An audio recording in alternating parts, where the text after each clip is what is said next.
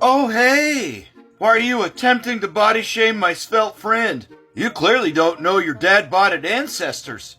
Or his struggle. Speaking of struggles, my little struggle bunny, you clearly only know the Fuhrer's struggle, or Kampf. Because heritage and culture are two completely different things.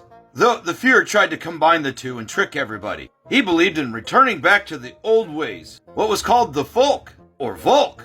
That's why many supremacy groups love the Volknut, or not of the slain. Anyway, the Kampfing Fuhrer, overcompensating as Fuhrers are apt to do, went to Himmler, and his plan was to bring this about through his knowledge in animal husbandry. But aminals don't have culture. What's up with that, Doc? But I digress. The Germanic tribes were quite frankly, get it, Frankish? Anyway, that's just one of them. Well, they were migrants. Think of them like runny babbits.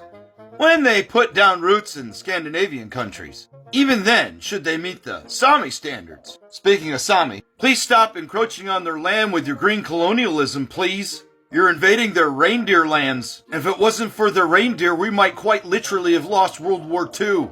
Anyway, if we met their standards, which many today wouldn't, they traded and intermarried. Next, let's look to the Jomsvikings. Legendary mercenaries. Some groups staying in certain areas for quite some time. Do you think our legendary ancestors were celibate during this time?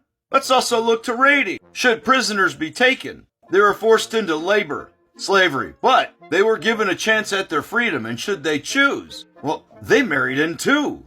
Next, let's go to raiding. When an area was carved out, settlers would come in. Often they would come with their wives and their children.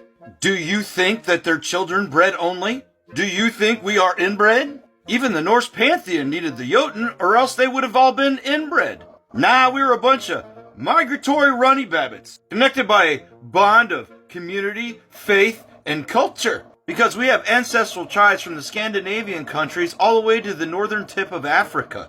And literally everything in between. Bow chicka wow wow, Doc. Because as we get into more modern times, the runny babbit infestation, well, think about our bloodline in colonial Britain.